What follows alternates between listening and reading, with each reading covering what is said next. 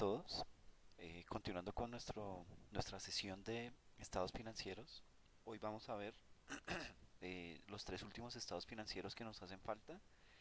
El primero de ellos, el estado de cambios en el patrimonio. El segundo, el estado de flujos de efectivo. Y el último, las notas a los estados financieros, ¿ok?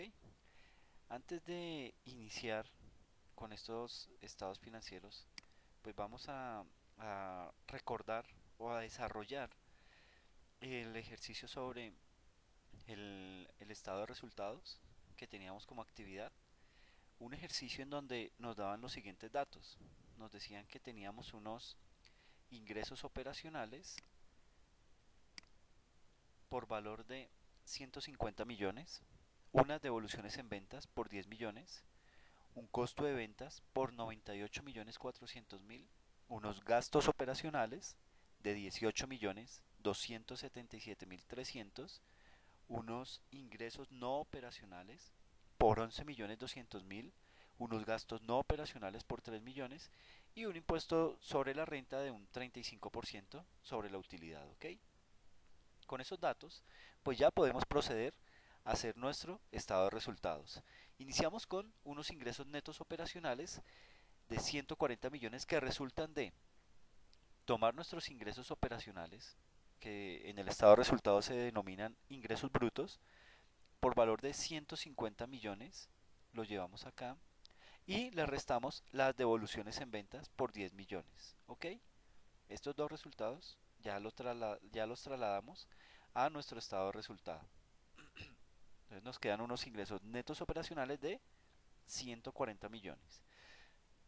A esos ingresos netos operacionales de 140 millones le vamos a restar lo que es el costo de ventas, que en nuestro ejercicio nos dicen que es de 98 millones 400 mil pesos. Entonces, le restamos el costo de ventas, 98 millones 400 mil, y nos queda una utilidad operacional de 41 millones 600 mil pesos, ¿ok?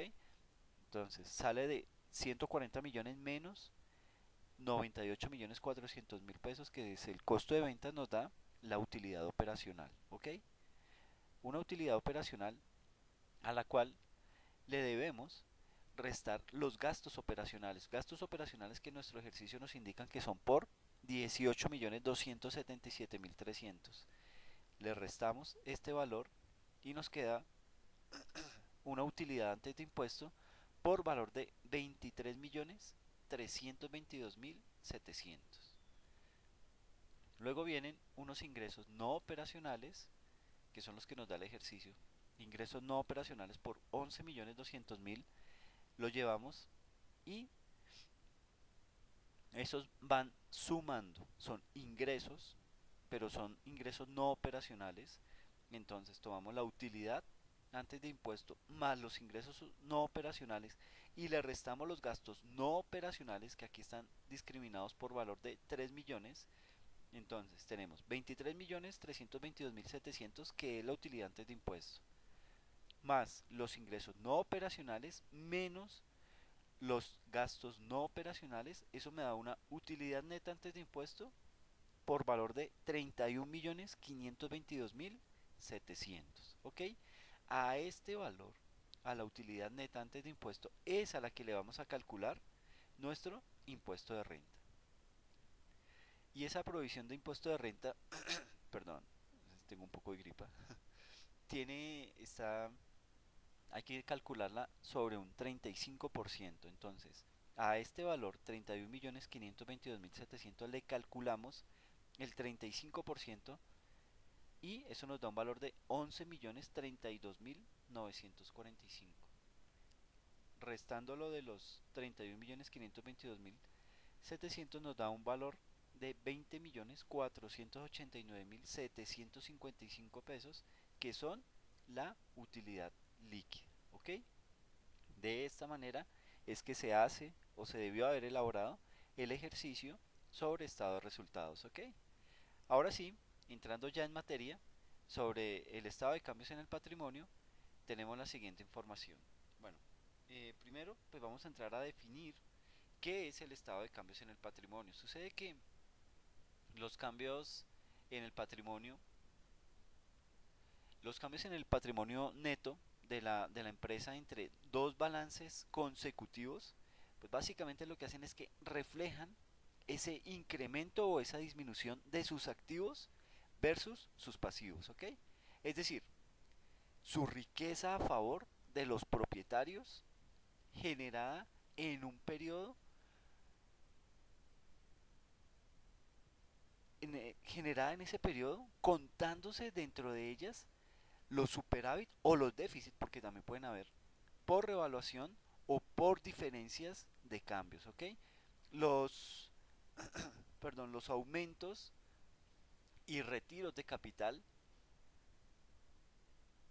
los aumentos y retiros de pronto por concepto de dividendos o participaciones decretadas, cambios en políticas contables, corrección de errores, partidas extraordinarias no operacionales, etcétera. Es decir, todo lo que hace referencia la NIC número uno, la NIC número uno en su párrafo 109, ¿ok?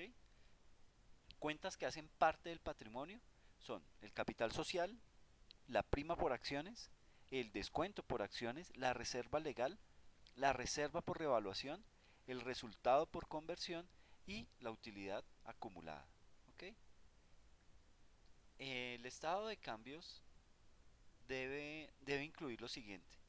Debe incluir el resultado neto, o sea, la ganancia o la pérdida del ejercicio que hemos heredado del estado de resultados. ¿Ok? Debe también contener eh, cada una de las partidas de ingresos y gastos reconocidas directamente en el patrimonio y su total. Debe también contener el, el total de ingresos y gastos, o sea, la suma de los dos puntos anteriores, del ejercicio atribuible a los propietarios de la matriz y a los intereses minoritarios.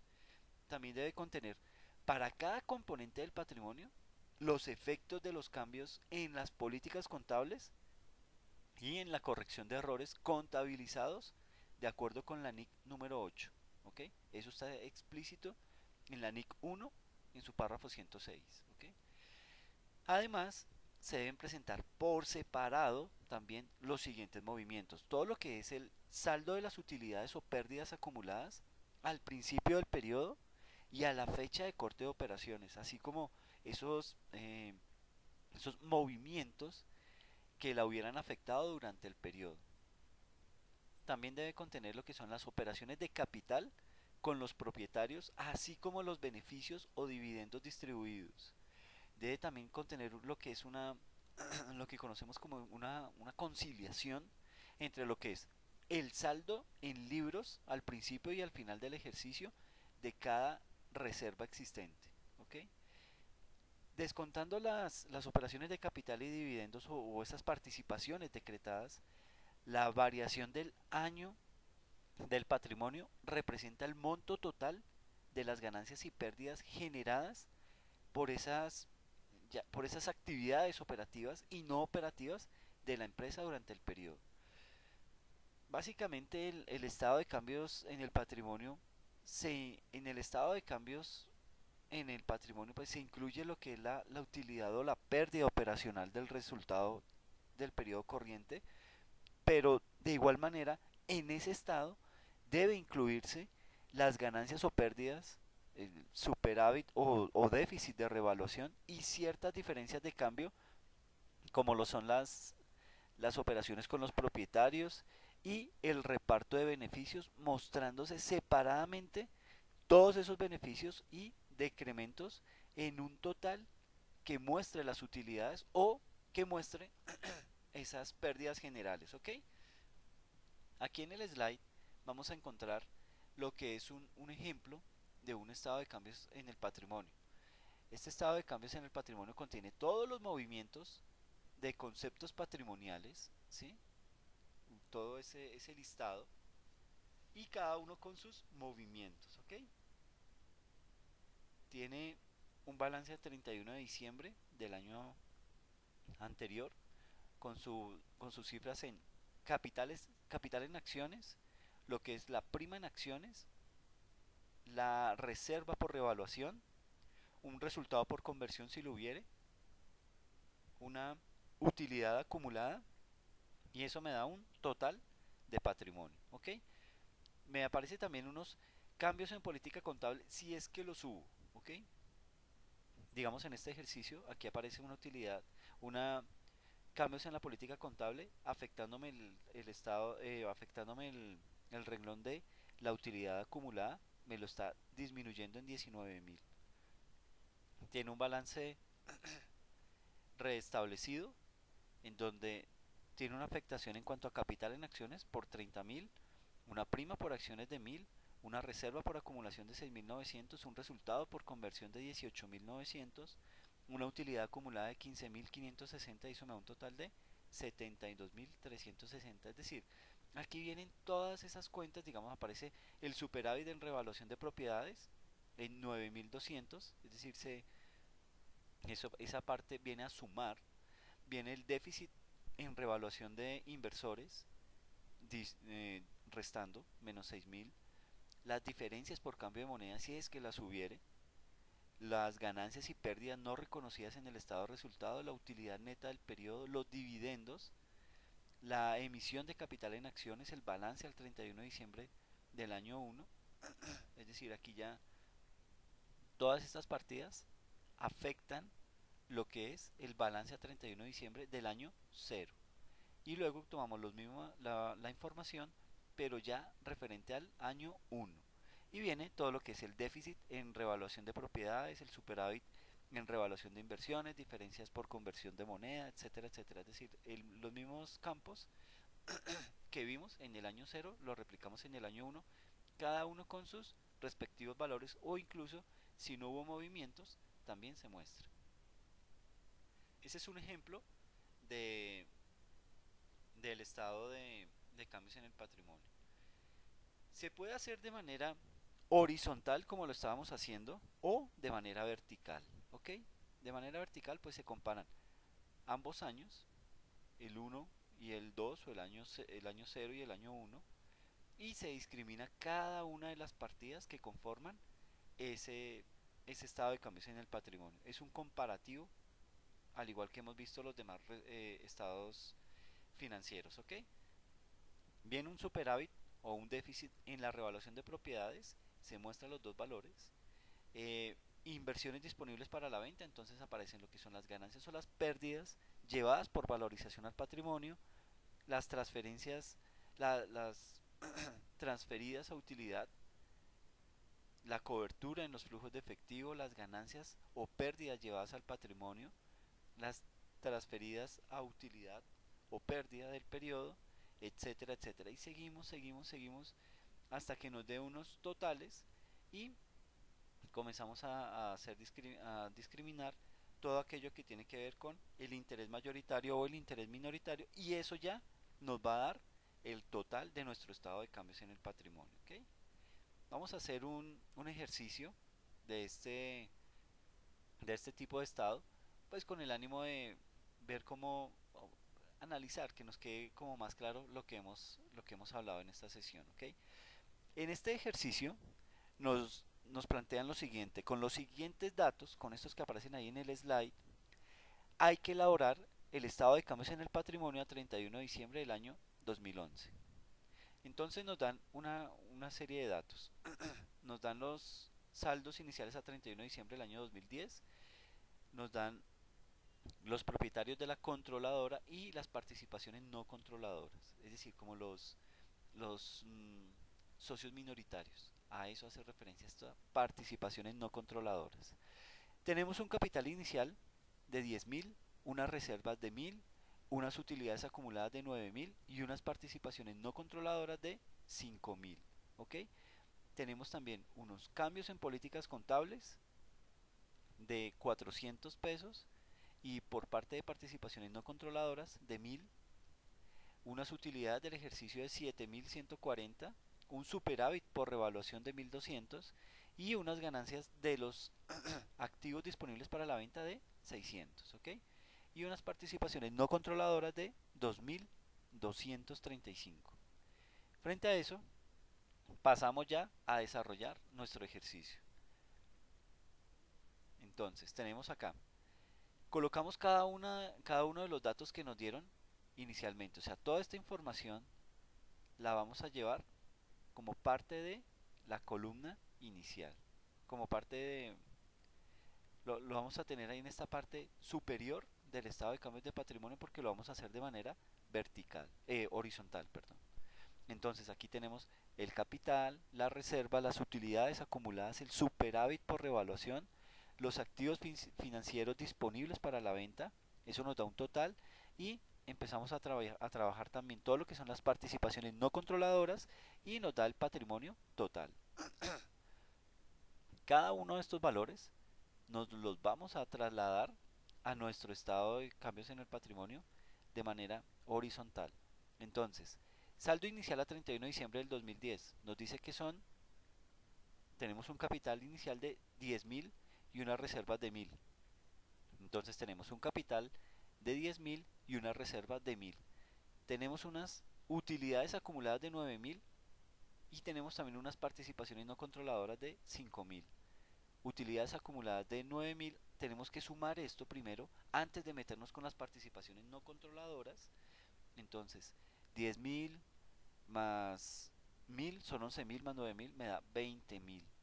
Y luego sí, trasladamos lo que son las participaciones no controladoras. Participaciones no controladoras que están cuantificadas en 5.000. Y esto va sumando. Patrimonio total frente al saldo inicial al 31 de diciembre del año inmediatamente anterior me da un total de 25.000. ¿Ok? A esto tenemos que ver en qué monto afectan lo que fueron los cambios en las políticas contables. ¿Ok? Cambios en las políticas contables que aquí el ejercicio me lo indica, que por parte de los propietarios de la controladora sumaron 400 y por parte de las participaciones no controladoras sumaron 1.000. ¿Ok? Esos dos valores los tengo que llevar. Dentro de las utilidades acumuladas, entonces, del total hacia atrás, todo esto hace parte de la de los propietarios de la controladora, ¿ok? De aquí para allá, todos estos propietarios de la controladora. Y aquí vienen participaciones no controladoras. Frente a ese ítem, digamos, de las participaciones de la entidad controladora, nos dice que se vio afectada en 400. Cambios en políticas contables, propietarios de la controladora, 400. Esos me los llevo a mi ejercicio en utilidades acumuladas. ¿Ok? Eso fue lo que se vio afectado por el cambio en la política contable. Total de ese ítem acá me da 400, pero sucede que también hubo unos cambios en políticas por parte de las participaciones no controladoras de 100. Eso lo tengo que reflejar en participaciones no controladoras, en cambios en políticas contables de 100 pesos, lo sumo y eso me da 500. ¿Ok? Saldo reexpresado es sumar cada una de estas columnas y sacar un patrimonio total. Entonces aquí capital se mantiene en 10.000, reservas se mantienen en 1.000, utilidades acumuladas se vieron afectadas por unos cambios en políticas contables en 400, entonces pasa de 9.000 a 9.400. No hubo superávit por revaluación, no hubo activos financieros disponibles para la venta. El total me da en 20.400, que es la parte de la que conocemos como propietarios de la controladora. Todos esos propietarios de la controladora me da un total de 20.400. ¿Ok? Y a eso debo contemplar también lo que son las participaciones no controladoras. Sumo esos 5.000 más los 100 que hubo de cambios en las políticas contables, me da un total de 5.100 para un total de patrimonio de 500. Es decir, estos 400 más estos 100 me dan los 500. 25.500 tengo como patrimonio total en su ítem de saldo reexpresado. Luego, tomo todas las variaciones que hubo del año siguiente. Porque recuerden, el estado de cambios en el patrimonio muestra un comparativo entre 2 años. Igual, tenemos entonces cuál fue el resultado integral de ese año, datos heredados del balance. Entonces tenemos unas utilidades acumuladas de 7.140, un superávit por revaluación de 1.200. Todos son datos que me dieron del ejercicio, utilidad del ejercicio 7.140 y superávit por 1.200. Vamos a ver en dónde quedan las ganancias de los activos disponibles para la venta. Entonces quedan debajo de esta columna denominada activos financieros disponibles para la venta, se ve afectada en 600. Eso lo sumo. Todo esto hace parte de la, de la controladora y esto me da un total de 8.940. Eso debo contemplar en las participaciones no controladoras que según esto para ese año fueron de 2.235. ¿Ok? Bajo ese orden de ideas, lo reflejo en participaciones no controladoras para el resultado integral del año inmediatamente siguiente y sumo todos estos datos. Todos estos valores me dan un total de patrimonio total de 11.175. Y vuelvo y sumo. Es decir, sumo el saldo reexpresado del año anterior más este resultado integral del año, este saldo reexpresado del año inmediatamente anterior y el resultado integral del año de este periodo, lo sumamos y comenzamos ya a sacar nuestros valores. En capital no hubo variación, en reservas no hubo variación, en utilidades acumuladas se vio afectada en 16.540, quedó el total de 9.400 más 7.140 me da 16.540. Superávit por revaluación, el año, el año actual fue el que se vio afectado en 1.200, pues nos da un total de 1.200. Nos da unos activos financieros disponibles para la venta de 600. No hubo en el año inmediatamente anterior, entonces me llevo estos 600 nomás, porque fue lo que dio el ejercicio. Estas ganancias de los activos disponibles para la venta fue lo único que me afectó ese estado en ese año. Y eso me da un total de, voy a sumar entonces lo que es el saldo reexpresado en su total, 20.400 más los 8.940 que me da, tengo un total de 29.340. ¿Ok? Eso por parte de la controladora. Ahora, participaciones no controladoras. Tengo un total de 5.100 más 2.235 que me lo dio el ejercicio. Me dice participaciones no controladoras para el año 1 son 2.235. Ese valor es el que me llevo, lo reflejo acá y lo sumo al año inmediatamente anterior. Entonces 5.100 más 2.235 me da un total de 7.335. Sumo los dos valores, tanto el total como las participaciones no controladoras, me da 8.940 más 2.235 me da un total de patrimonio de 11.175. Y sumándolo con el total de patrimonio del año inmediatamente anterior, 25.500 más 11.175 me da un total de 36.675. Así se hace un estado de cambios en el patrimonio. Ahora, como podemos apreciar, en el estado de cambios en el patrimonio, pues está separado lo que son las participaciones no controladoras, es decir, estas participaciones que hacen referencia a esos socios minoritarios, ¿ok? Pero eso debe aparecer dentro del estado de cambios en el patrimonio. Adicional a eso, pues se debe crear una línea para identificar lo que son los cambios en las políticas contables por ajustes retrospectivos, ¿ok? O sea, a todo este ítem que hace referencia eh, cambios en las políticas contables, este renglón o este rubro, hay que contemplarlo. ¿Y por qué hay que contemplarlo? Porque las políticas contables eh, se puede decir que maduran, ¿sí? Se puede decir que cambian de un periodo a otro, pueden tener esa dinámica. Y puede ser debido digamos, que la empresa decide replantear la forma en que venía implementando esa política contable, la cambia y eso trae unas implicaciones financieras, unas implicaciones contables, ¿ok? Ya dejando este estado de cambios en el patrimonio, vamos a pasar a abordar lo que es el estado de flujos de efectivo. Una observación de esta manera es que como ustedes pueden desarrollar la actividad que tienen planteada para entrega de la unidad número 3, ¿ok? Ahora, continuando con nuestro ejercicio, les pido disculpas por la gripa que tengo, perdón. Ese estado de flujos de efectivo, que es el siguiente, que es el cuarto de los estados que tenemos que analizar, pues básicamente para ese estado de flujos de efectivo existen dos métodos para elaborar este estado. Existe el método directo y el método indirecto. La norma recomienda la elaboración del método directo, pero las empresas pueden utilizar cualquiera de los dos, ¿ok? Pero recuerden, la norma recomienda el método directo. Y es mejor hacerle caso. ¿Sí? De pronto, y como lo vamos a ver, pues puede ser que tenga alguna implicación. ¿Ok? Por efectos prácticos, usualmente se utiliza es el método indirecto, porque pues es más fácil su elaboración. El método directo es un poquito más extenso, ¿no? Ahora, la diferencia entre los dos métodos pues, se basa únicamente es en la presentación del flujo de operación, ¿ok? Los otros flujos son exactamente iguales. Para elaborar el método directo, pues se van analizando las cuentas del estado de resultado integral y se va verificando si se tratan de salidas o de entradas reales de efectivo.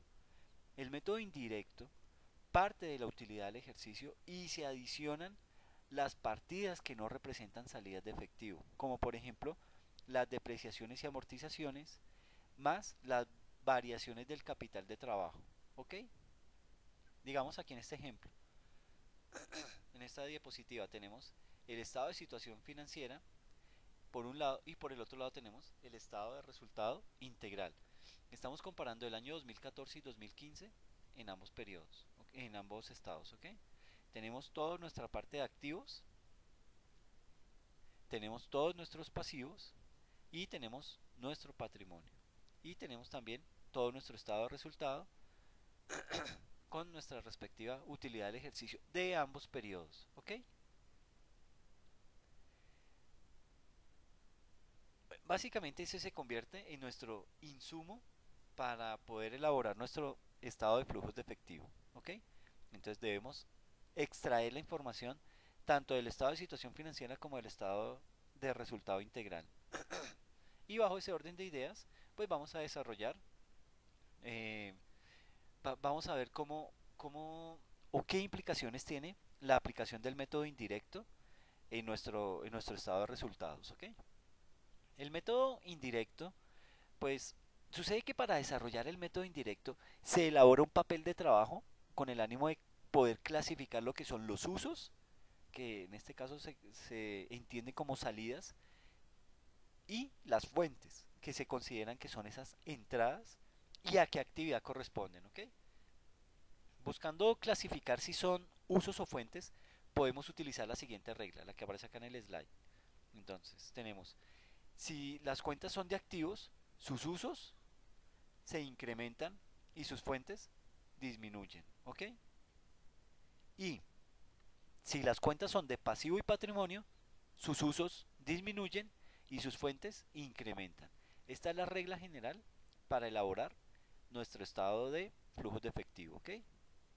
Repito, si las cuentas son de activo, los usos se incrementan, pero sus fuentes se disminuyen. Y si son cuentas de pasivo y patrimonio, sus usos se disminuyen, pero sus fuentes se incrementan. ¿Ok? Por ejemplo, si la cuenta propiedades, planta y equipo se incrementa, como es una cuenta del activo, pues los valores deben colocarse en la columna de uso. ¿Ok? Si créditos a largo plazo se incrementa, como es una cuenta de pasivo, los valores deben ponerse en la columna de fuente. ¿Ok? Siga este procedimiento para cada una de las cuentas del papel de trabajo que vamos a ver. ¿Ok? En el caso de la depreciación acumulada, como la naturaleza de la cuenta es de saldo acreedor, para el análisis pues será necesario considerarla como una cuenta de pasivo. ¿Ok? Bueno, en ese orden de ideas tenemos los siguientes datos. Empezamos a trasladar la información que nos dieron y ya esto directamente en el papel de trabajo. ¿Ok? Un papel de trabajo que contiene todas esas cuentas que vienen o que nos fueron dadas en el balance, todos estos activos, y comenzamos a llevarnos todos estos valores para para esa tabla. ¿Ok? Empezamos a analizar año por año, digamos. En bancos, en el año 2014 hubo 34.000, en el año 2015 disminuyó a 27.500, que es esta misma información. Bancos, 34.000 del año 2014, 27.500 del año 2015. Cuentas por cobrar, tenemos un total de 122.000 del 2014 y de 85.000 en el 2015. ¿Ok? 122.000 y 85.000. Unos inventarios por 277.000 y 132.000. Inventario 277.000 y 132.000. A este valor le vamos sacando la variación, es decir, la diferencia entre el uno y el otro para saber si fue positiva o si fue negativa, ¿ok?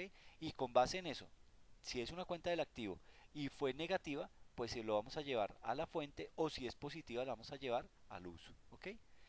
Por ejemplo, en bancos, la variación fue de, digamos, disminuyó nuestra cuenta de bancos del año 2014 al 2015 en menos 6.500. Como es una variación negativa, la vamos a llevar a la fuente, ¿ok? Igual, nuestras cuentas por cobrar disminuyeron. En el año 2014 teníamos 122.000, pasó al año 2015 en 85.000, tuvo un decremento en 37.000. Ese 37.000, como es negativo, lo llevamos a nuestra fuente, ¿ok? El inventario, de igual manera, disminuyó del año 2014 al 2015 tuvo un decremento de 145.000, entonces lo llevamos como fuente 145.000 pesos, ¿ok? Bueno, esto básicamente son dólares, pero como para que lo tengamos, para que sea más fácil de interpretar. Luego aparece, digamos, el ítem de pagos anticipados. No hubo en el 2014, pero en el 2015 se ve una partida de 12.000. Pagos anticipados no hubo en el 2014, pero sí en el 2015 por 12.000 pesos, por 12.000 dólares. Como es un saldo positivo, lo llevamos a nuestra columna de uso, ¿ok? Recuerden que estamos en el activo. Eso nos da un total de activos circulante 433.000 para el 2014 y de 256.500 para el 2015. Me da una diferencia de 176.500 de decremento como parte total de ese activo circulante, ¿ok? Luego vamos a empezar a analizar toda la parte de los activos fijos, esa propiedad, planta y equipo, que en el ejercicio nos da que es de propiedad, planta y equipo de 105.000 en el 2014 y aumenta a 157.000 en el 2015. Entonces, 105.000 y 157.000 en el año 2015 me da una diferencia positiva de 52.000 que vamos a llevar por ser de carácter positivo a nuestra columna de uso. Aquí tenemos que colocar el tipo de actividad, ¿ok? ¿A qué se debió ese incremento o ese decremento?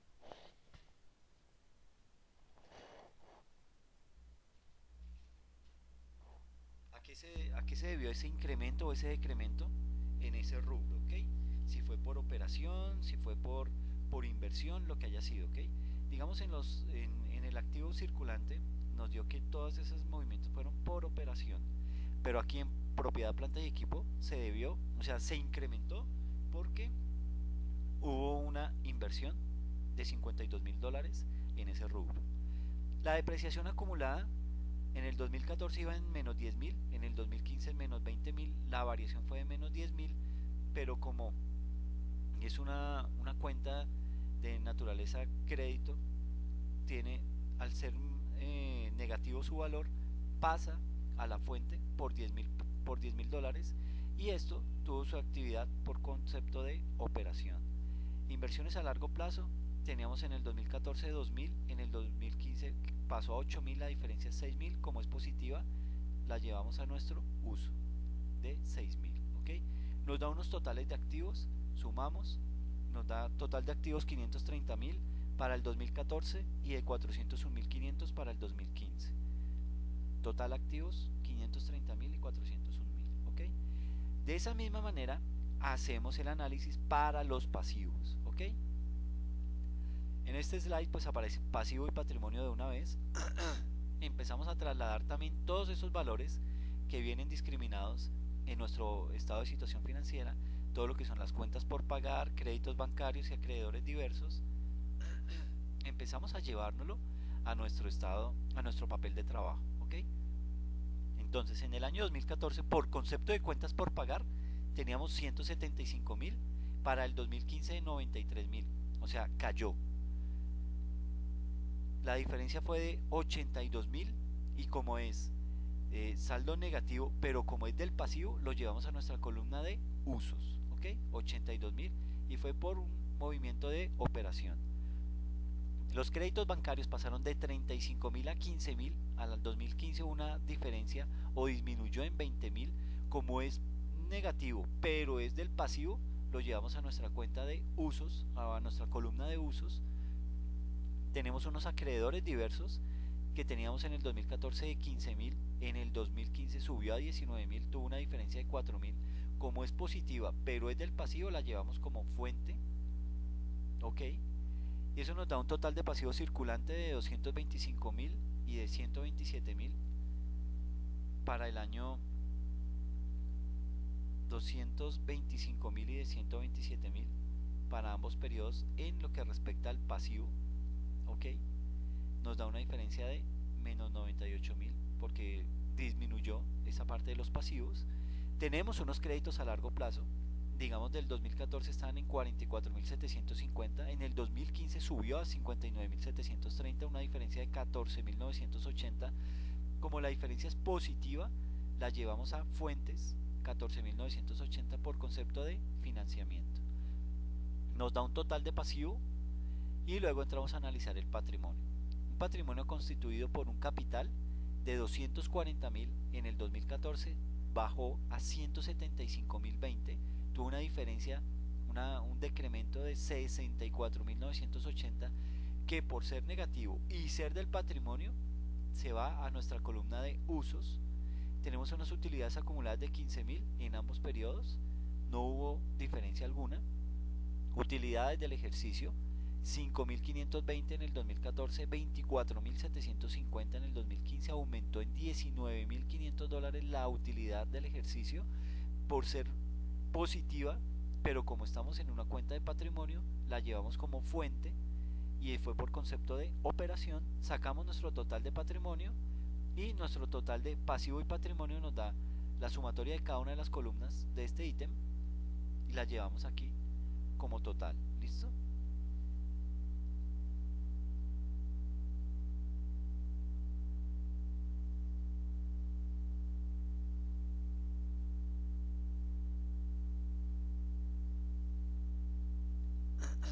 Ya teniendo eso, digamos, como estuvimos haciendo, pues básicamente, bueno, vamos primero a analizar esta antes de darles otra información porque de pronto los confundo.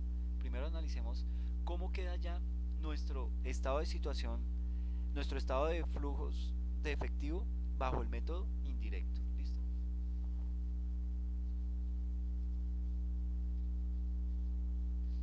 Entonces, con base en lo que nos dio el papel de trabajo, este papel de trabajo, tanto en la parte de activos como en la parte de pasivos y patrimonio, nos vamos a llevar esa información discriminada en tres grandes bloques. Un primer bloque denominado flujo de operación, en donde va a aparecer la utilidad neta y la depreciación. ¿De dónde extraemos esos datos? La utilidad neta nos dio de 24.750 en ese periodo, en el 2015. Y la depreciación acumulada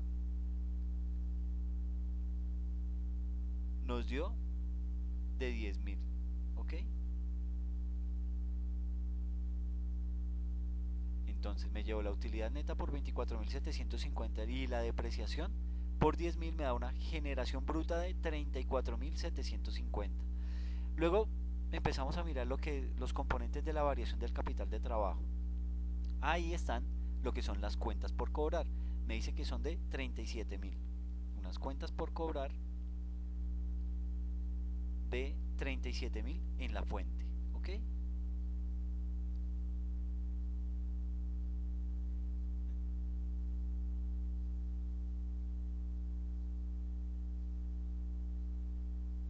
Entonces me llevo las cuentas por cobrar 37.000 como fuente, unos inventarios por 145.000,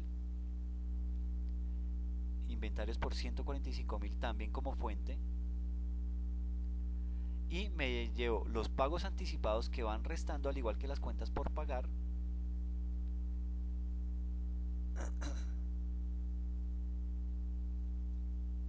Aquí están nuestras cuentas por pagar en menos 82.000 y nuestros pagos anticipados en 12.000, que al ser usos pues van restando en el estado de flujos del efectivo por ser del activo. Entonces, inventarios, ya tenemos los pagos anticipados en menos 12.000, las cuentas por pagar de menos 82.000 y tenemos unos acreedores diversos por valor de 4.000 en nuestra columna de fuentes. Esos 4.000 los llevamos acá a nuestro dato y hacemos la sumatoria, ¿ok? Todo esto nos da un total de flujo neto de operación de 126.750. Eso es lo que hace referencia al flujo de operación. Luego viene el flujo de financiamiento. Un flujo de financiamiento en donde se van a contemplar todos esos préstamos o créditos que nos han dado junto con el capital y si ha habido pagos de dividendos o no. ¿Listo? Entonces arrancamos con los préstamos bancarios y los créditos a largo plazo. Préstamos bancarios en total de 20.000 que están aquí dentro de los usos. Como están dentro de los usos, van restando esos 20.000. Créditos a largo plazo por 14.980, que son estos créditos a largo plazo, 14.980 también van restando, perdón, esos van sumando. Tenemos un capital de 64.980, este capital, listo, en la columna de usos. Al estar en la columna de usos va restando en nuestro estado de flujo de efectivo. Tenemos un pago de dividendos de 5.250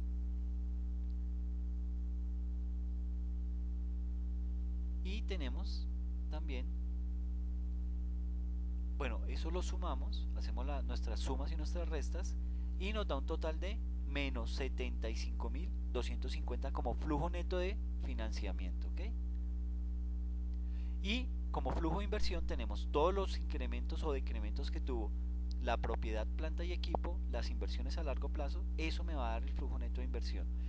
Frente a propiedad, planta y equipo tuvimos una variación de 52.000 que fue un uso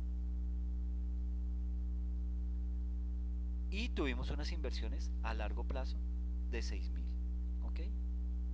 Estas dos, propiedad, planta y equipo y flujos y lo que son las inversiones a largo plazo de 6.000.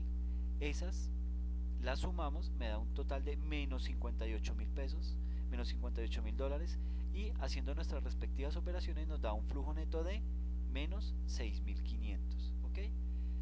Como podemos observar, digamos, al haber aplicado la regla, hemos clasificado los usos y las fuentes, ¿ok?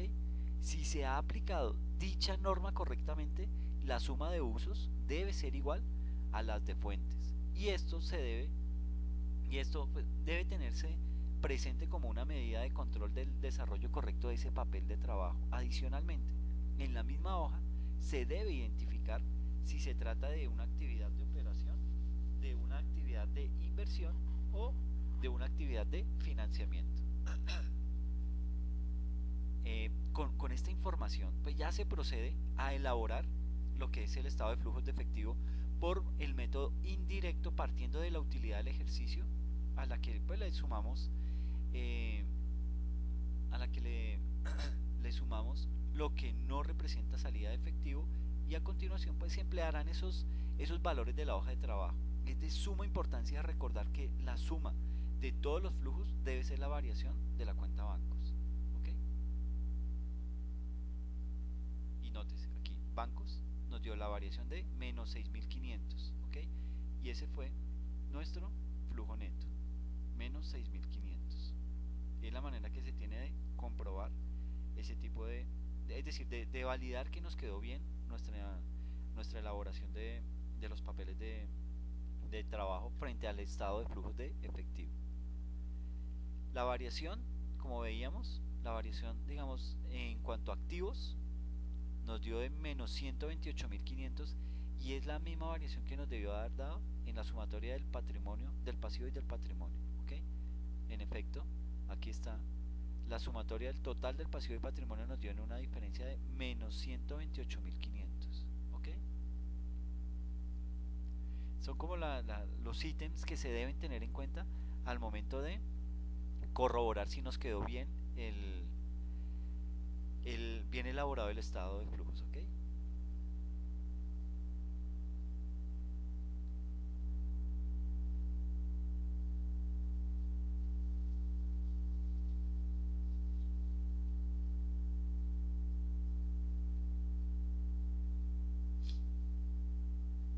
Listo, ahora tenemos por otro lado lo que son nuestras,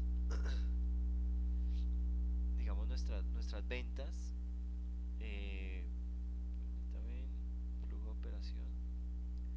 Entonces, vamos a hacer este tipo de ejercicio en donde reflejamos todo lo que son las ventas, las cuentas por cobrar.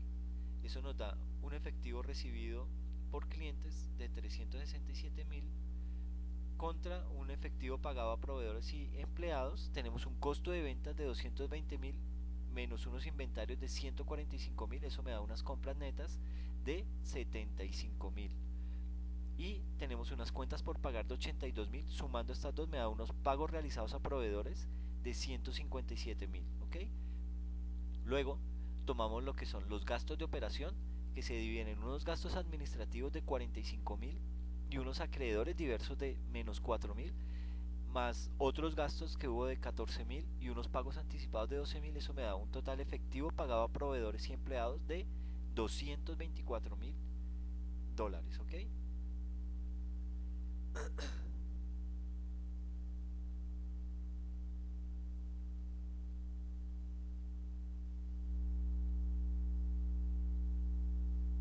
Ahora, todo esto, pues bueno, sucede que aquí vamos a hacer como ejemplo, vamos a utilizar este ejercicio para desarrollar lo que es el método directo del estado de flujos de efectivo.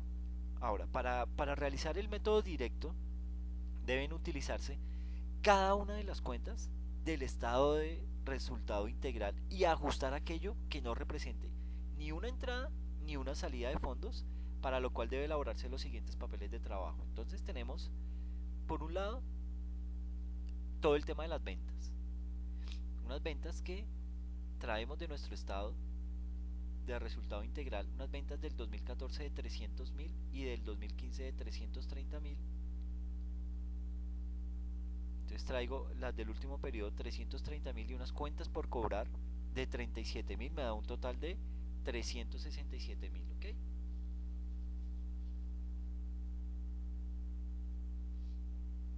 Luego tomo toda la parte de lo que es el efectivo pagado a proveedores. Entonces me traigo el costo de venta. Ese costo de venta que está en 220.000.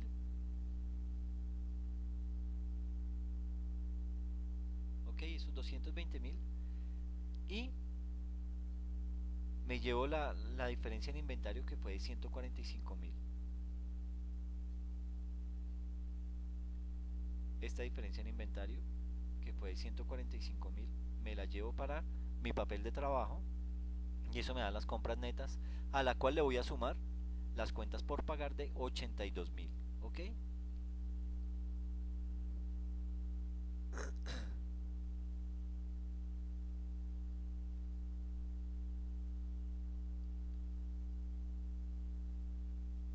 Estas 82.000 me los llevo para mi papel de trabajo. ¿Ok? Sumando eso me da los pagos realizados a los proveedores por 157.000. Luego traigo todo lo que son los gastos de operación, unos gastos de administración que están aquí discriminados: gastos de administración en 45.000, otros gastos en 14.000, otros gastos en 14.000, otros acreedores diversos menos 4.000 y unos pagos anticipados de 12.000. Eso me da el efectivo que se pagó a proveedores y empleados. ¿Ok? Luego voy a tomar lo que es el flujo de operación. Entonces me llevo, ya con ese papel de trabajo puedo elaborar mi estado de flujos de efectivo en el método directo. Aquí es importante aclarar, digamos, en este ítem, aquí todo lo que tenemos de compras netas, toda esta parte, toda esta sección, voy a hacer referencia a esto. al costo de ventas le debemos restar lo que es la disminución del inventario para determinar las compras netas y debe sumársele la disminución de las cuentas por pagar para determinar ese pago realizado a los proveedores al que se le van a sumar los gastos de operación, ¿ok? Entonces a nuestro costo de ventas le vamos a restar los inventarios, eso que traemos del, de nuestro papel de trabajo, y le vamos a sumar todo lo que son las cuentas por pagar y todo lo que viene como gastos o pagos realizados a proveedores. Con esta información ya podemos pasar a elaborar nuestro estado de flujos de efectivo por el método directo, ¿ok? Que es este. Aquí, igual que el anterior, tenemos unos flujos de operación, tenemos un efectivo recibido por clientes de 367.000, que es este, efectivo recibido por clientes 367.000, y le vamos a restar ese efectivo pagado a proveedores y empleados, 224.000, que es este monto, este total. ¿Ok? Me llevo esos dos rubros. Le vamos a restar los intereses pagados y el impuesto a la renta. ¿Ok?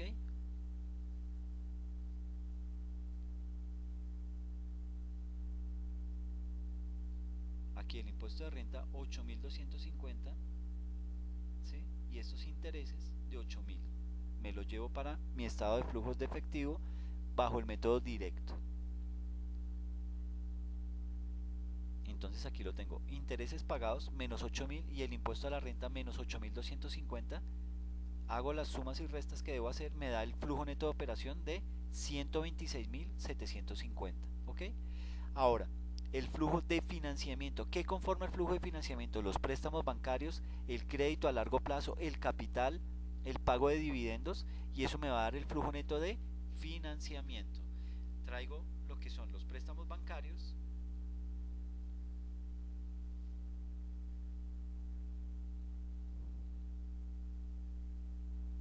Estos créditos bancarios de 20.000 me los llevo para mi estado de flujos de efectivo.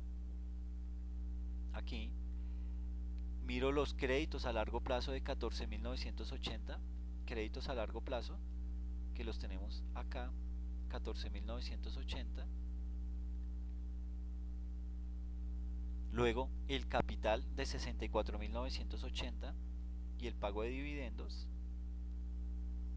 capital 64.980 que cayó, por eso va restando, y el pago de dividendos que fue de 5.250. ¿Ok? Ya con esa información me puedo ir para mi estado, hago las diferentes sumas y restas a que haya lugar, y eso me da un total de menos 75.250 como flujo neto de financiamiento. ¿Ok? Y luego analizo el flujo de inversión. Flujo de inversión que está representado en propiedad, planta y equipo, en las diferencias que hubo en las inversiones a largo plazo, y eso me da el flujo neto de inversión. Propiedades, planta y equipo que tuvo una variación de 52.000, y aquí la tenemos, 52.000, y unas inversiones a largo plazo de 6.000, eso me da un flujo neto de inversión de 58.000. ¿Ok? Haciendo nuestras sumas y restas, eso nos va a dar como flujo neto los menos 6.500, que debe coincidir con nuestra cuenta de bancos, la variación que hubo, 6.500. ¿Ok? De esa manera es que se elabora esos estados de flujos de efectivo, tanto por el método indirecto como por el método directo. ¿Ok? Y ambos nos tienen que dar el mismo resultado. Ahora vamos a entrar a nuestro tercer y último estado financiero, denominado notas a los estados financieros. Se conoce en las NIF como revelaciones, ¿ok? Cuando ustedes escuchen del término de revelaciones, están haciendo énfasis o están tratando o están refiriéndose es al estado de notas a los estados financieros, ¿ok?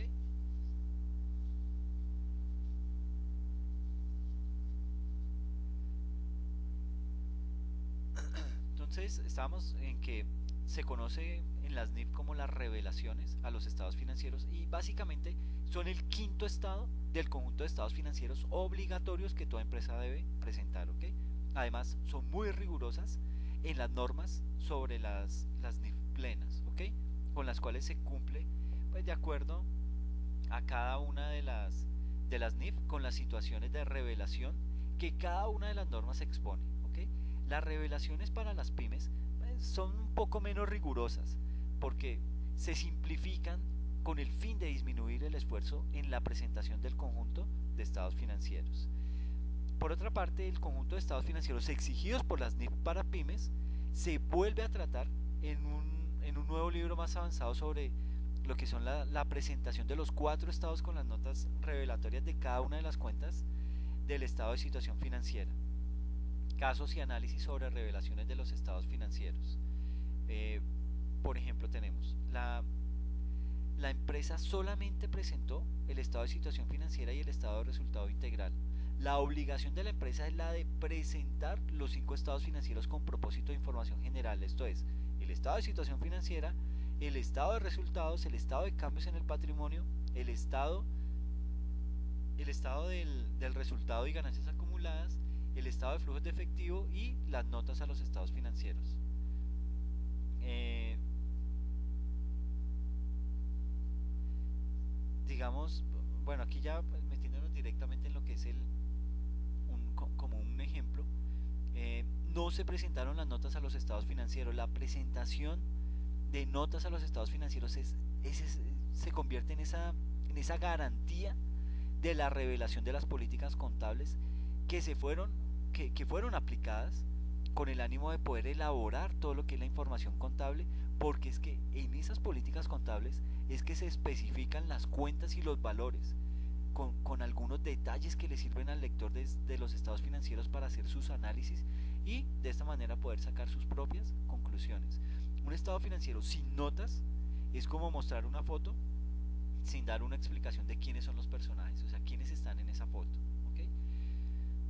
No, digamos, no se presentó la certificación de los estados financieros por el contador y el administrador. Sucede que los estados financieros deben estar certificados tanto por el contador como por el administrador, que son los responsables directamente, eh, que, son, que son los responsables dictaminados por el revisor fiscal como requisito para presentarlos a la aprobación de los órganos de dirección con el ánimo de hacerlos conocer de los asociados y luego presentarlos a la Asamblea General de Accionistas o Junta de Socios para su ratificación y toma de decisiones.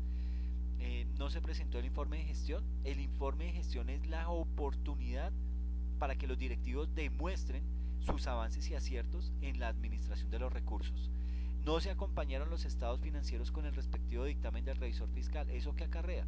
Pues el dictamen del revisor fiscal se debe presentar con salvedad cuando no está de acuerdo con algún procedimiento o irregularidad cometida en la contabilidad. Por ejemplo, la entidad aplica los principios contables, los principios de contabilidad generalmente aceptados y las NIF para pymes. Los inventarios no fueron verificados, los activos fijos no fueron depreciados, etcétera. Todo eso puede llevar a que el revisor fiscal haga salvedades en los estados financieros. Otro ítem puede ser que no se presentó el plan de fortalecimiento de la compañía. ¿Qué ocurre en ese caso? Es necesario que los directivos procuren hacer un plan de fortalecimiento de los negocios para poder desempeñarse con una mayor fortaleza en estos ambientes tan competitivos que nos rodean hoy en día. Eh, Otro caso puede ser que no se ejerce el control interno y la compañía es objeto de permanentes pérdidas de elementos de trabajo al igual que el tiempo del personal. ¿Qué ocurre? El sistema de control interno es garantía del buen manejo de los recursos.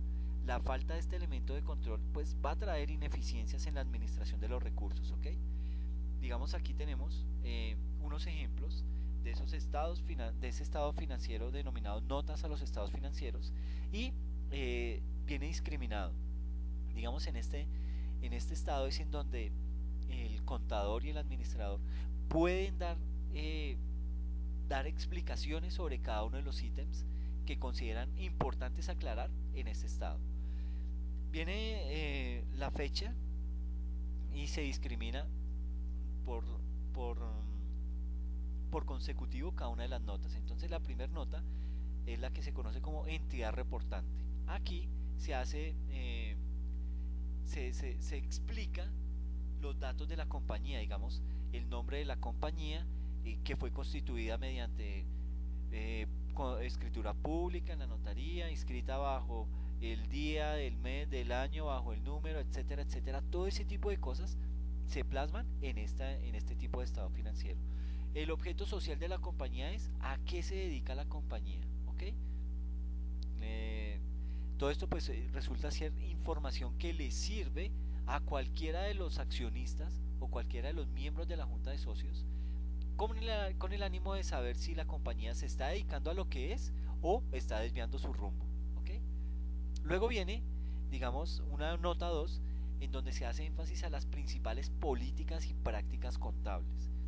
Dentro de ellas pues podemos ver cuál es la unidad monetaria con la que se está trabajando los estados financieros, eh, a qué hace referencia la diferencia en cambio, cuál es el periodo contable, ajustes integrales por inflación si es que los hubo, unas inversiones, a qué se dedicaron esas inversiones, etcétera, etcétera. Todo eso viene plasmado en esta nota número 2. Eh, una nota número 3 que hace referencia, digamos, al disponible, es decir, activos de alta liquidez e inmediata realización que posee el ente económico y se empiezan a discriminar con el ánimo de brindarle información mucho más detallada al lector del estado financiero para que pueda sacar sus propias conclusiones. Digamos, él viene de haber visto un, un estado de situación financiera muy general. Aquí se discrimina un poco el tema del disponible, ¿sí? Del activo corriente. Se detalla mucho más para que él pueda hacer una lectura mucho más clara de esos ítems, ¿ok? A nivel de inversiones también se detalla cuáles fueron esas inversiones, ¿sí? Y viene también todo el tema de cartera de crédito, es decir, este estado financiero lo que hace es como ser más detallista frente a algunos ítems que la administración considera son relevantes y deben aparecer en ese en este estado financiero, ¿ok? En el estado de notas a los estados financieros. Bueno, muchachos, con esto pues hemos terminado nuestros estados financieros. Quiero agradecerles el tiempo y la dedicación que han destinado para el desarrollo de esta materia. Los invito, muchachos, para que entreguen las actividades que tienen pendientes y recuerden que, digamos, ya con esto estamos cerrando este ciclo, cerrando el contenido de este espacio académico y espero les haya sido de mucha utilidad. Les agradezco mucho la atención prestada. Feliz noche.